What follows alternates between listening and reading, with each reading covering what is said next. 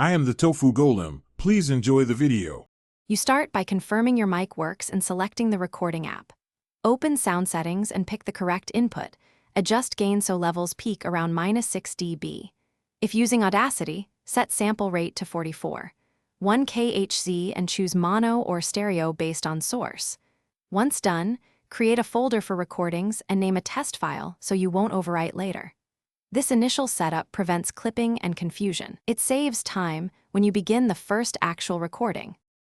Now configure the app and start recording properly.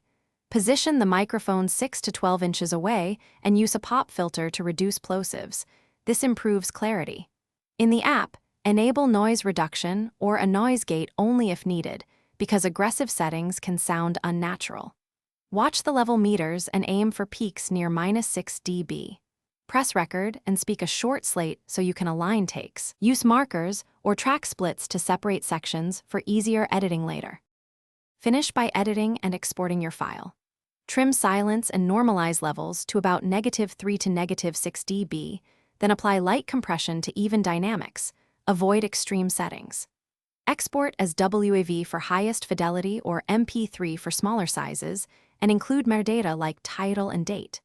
If playback or recording fails, check the microphone selection, update or reinstall drivers, verify privacy permissions in Windows, and restart the app.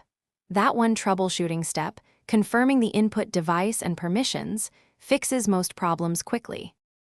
Thanks for watching. Consider subscribing if we helped you today.